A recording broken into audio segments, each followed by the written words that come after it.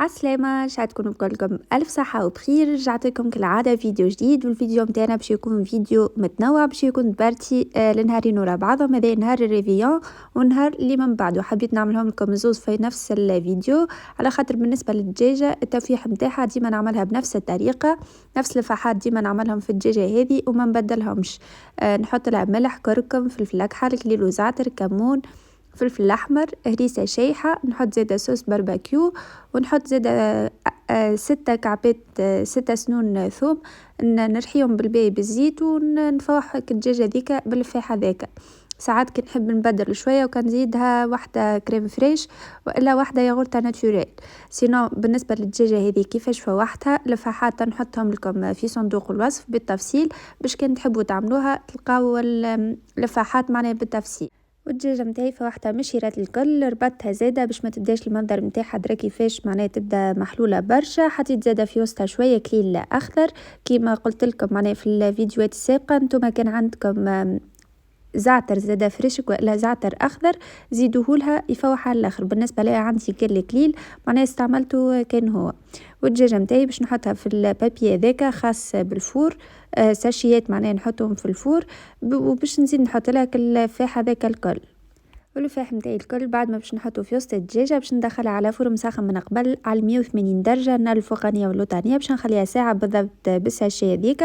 كما تشوفوا بالنسبه للدجاجه اللي عملتها لنا راهو الحجم نتاعها كبير، نجموا تخليوها حتى ساعه وربع معناها بالساشيه باش تبدا لكم طيبه زبده. اما سينو راهو من الاول تجيب بالساشيه بعد كي تنحيوها باش تجيكم معناها سافا. كما تشوفوا هذه بعد ساعة وربع.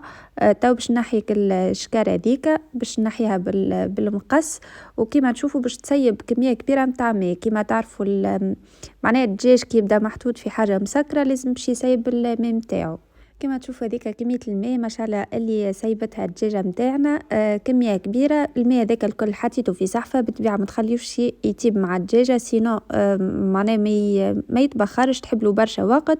كما نقولوا الدجاج تهبط زبدة والماء هذاك ما يتبخرش. حطيته على جنب في صحفة بالطبيعة ما نطيشوش، حاجتي بيه من بعد تقول لكم شنو باش نعمل بيه بالضبط. خديت الزيت هذاك اللي عايم فوق الماء، حطيته في طنجرة، قصيت بصلة صغيرة، سنة ثوم زادة قصيتهم جويدين بسكينة، وباش نعمل كيما سلطة متاع الروز. دوما قليت البصل والثوم متاعي. تو باش نحط كمية الروز، عملت كيس ونص روز باش نحط عليهم 3 كيسان ماء. وبالنسبة للروز كسوا باش نعملوا في معناها في سلطة وإلا روز أحمر لازم باش نغسلوا شوية بالماء، ما نخليش معناها كيكة منه للباك ونستعملوا. وتوا سلطة الروز متاعي باش نفوحها شوية ملح، كركم، فلفل أكحل، هذوما هما الفحات. ديجا الماء هذاك متاع الدجاجة فيه برشا فحات يكفي ويوفي، هو اللي باش يعطيكم فيحة أخرى معناها السلطة متاعكم. كما تشوفوا نفس الكيس اللي كايلت به الروز هو بيدو كايلت به الفاح هذاك وإلى الماء اللي سيبته الدجاجة، وكايلت زوز كيسان أخرين ماء عادي مسبالة. ومادام قلت سلطة روز كما تشوفوا خديت باكو هذاك سامحوني حكة متاع سفناريا وجلبانة. السفناريا هذيك باش نقصها معناها جويدة وباش نحطهم في آخر مرحلة. في نفس الوقت كما تشوفوا الدجاجة متاعي مازالت ما طابتش بالباهي، كما نقولوا احنا في الساشي طيبتها شطر تياب وشطر تياب الاخر باش نطيبها كيكه باش تاخولي لون مزيان مش يرات الزوز. توا الدجاجة قلبتها على الظهر متاعها باش تاخولي لون مزيان ونحطها ديريكت تحت الشوايه. ومع الدجاجة الروتي متاعنا باش نرافقوها بشوية فريت. كما تشوفوا خديت 6 كعبات بطاطا، قسيتهم هكاكا، ملحتهم دوب شوية وحطيت نغلي في البطاطا متاعي. وفي نفس الوقت هذه الدجاجة متاعي طابت سايي، لأنا على فكرة قلبتها جوست ما حبيتش نوريكم الفيديو باش ما نطولش عليكم برشا. الدجاجة متاعي ما بقى لي كان باش نقلبها مشيرة الأخرى وباش نحطها في طبق تقديم. وهذا الصحن متاعي اللي باش نحط فيه الدجاجه. كما تشوفوا رافقته بشويه لوتو او اللي معناها اللي يحب يعدي الدجاجه ينجم يعديها بشويه لوتو شويه سلطه روز، معناها تاكلوا الحاجه اللي تحبوا عليها. في نفس الوقت السلطه متاعي زاده حضرت في نفس الوقت. تو بقى لي باش نزيدها كسفناريا والجلبانه اللي قسيتهم جويدين، باش نزيد زاده شويه معدنوس مقصوص وزيتون اكحل. نجموا تزيدوا مايس عظم مسموط، تزيدوا الحاجه اللي تحبوا عليها. بالنسبه لي اكتفيت بالحاجات هذوما وجاتني ما شاء الله بنينه على الاخر. ودي سلطة الرز متاعي باش نقلها في صحفة. الفريت متاعي زادا سيء ما بقالوش برشا ويكون حاضر. وبالنسبة للفريت كما قلت لكم المرة الأخرى رافقوه ببصل ومعدنوس وتفكروني في البنة. كما تشوفوا هذه الدجاجة متاعنا في طبق تقديم، سلطة الرز، الفريت، ما شاء الله جاو يعملوا 66 كيف. وبالنسبة ليا راني ما نعملش معناها برشا حاجات على خاطر عائلتنا صغيرة، وديجا رغم اللي عملت معناها دجاجة كاملة سلطة رز وفريت، وكما تشوفوا اشتريت الدجاجة معناها ماكليناش كما قلت لكم عائلتنا صغيرة. هذا من غدا كما تشوفوا اشتريت الدجاجة متاعي باش نحي لها العظام هذاك الكل وباش نعمل بها طاجين. كما تشوفوا نحي الدجاج قدر الامكان، والا اللحم معناها نتاع الدجاج قدر الامكان حطيته في طنجرة، وفضلت لي زاده كميه باهيه نتاع الدجاج وليت كنجلتها. قلت مره جايه نعمل بها طاجين، نعمل بها بريك، نعملوا معناها الحاجه اللي نحب عليها وشنو يظهر لي. كما تشوف هذيك الكميه نتاع الدجاج ما شاء الله كميه كبيره على الاخر. معناها تعمل لي طاجين بالباهي. خديت على جنب بصله متوسطه قصيتها عشوائيا، حطيت زاده شويه زيت. وبالنسبه ليا الامانه راهو الزيت اللي حطيته الزيت اللي سيبته الدجاجه معناها قلت هو ديجا بالدجاج معناها طاجين بالدجاج يفوحها على الاخر.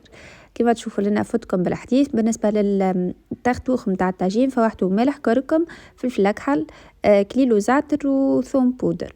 وباش نحضر هذا معناه من غدوه دبرتي للعشاء باش نعمل مرقه جلبانه بالبقري. خديت كميه باهيه نتاع زيت، بصله متوسطه والا بصله كبيره وقاعده نقص فيها كبيره شويه.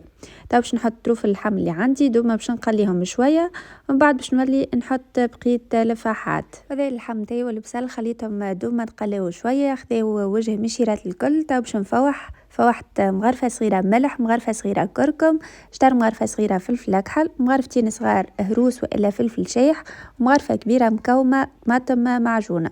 تو باش نمرق بشويه ماء. وحاجه اخرى لنا حطيت بصل ربعي حطيته معناه في المرحله هذه. تو باش نمرق بشويه باش الطماطم هذيك معناه ما تقلاش في الزيت كهو، وباش نولي نمرق بالكميه الكافيه نتاع الماء. كما تشوفوا الطنجة متاعي مرقتها بالباهي. حطيت مغرفتين صغار فلفل احمر، وخديت سنة ثوم كما تشوفوا قصيتها هكاكا خشينة بالسكينة، وسكرت على الكوكوت متاعي ربع ساعة ملي تطلع الفلسة، ومن بعد رجعت لها. في نفس الوقت كما تشوفوا اللحم تاعي عمل ربع ساعة. تو باش نحط كمية البطاطا. خديت 4 كعبات بطاطا، كل كعبة قصيتها على 4. بالنسبة للبطاطا اللي عملتها لنا راهو صغيرة معناها مش كيما في الفيديو. تو حطيت كمية البطاطا اللي عندي باش نحط زاده جلبانة كما تشوفوا. في نفس الوقت كالعادة باش نسكر عليهم الكوكوت المرة دي درجين ونطفي عليهم. في نفس الوقت خديت معناها 6 كعبات بطاطا صغار، عملتهم معناها على الكبر ذاك متاع الطاجين ينقصهم جويدين على الاخر. حطيت تقليتهم وتو خديت شطر ربطة معدنوس قاعدة نقص فيها على البطاطا ديك بعد ما قليتها. تختوخ متاع الدجاج زادا كيف احضر حطيته في المرحله هذه. وباش نحط كميه الجبن. بالنسبه للجبن في الطاجين الجبن الموجود اللي عندي نحطه. من الاول حطيت الجبن ذاك الكاري، وفي بالي باش نحط جبن تريانجل، من بعد فكرت عندي جبن ذاك حاسيلو تارتيني حطيته معاهم.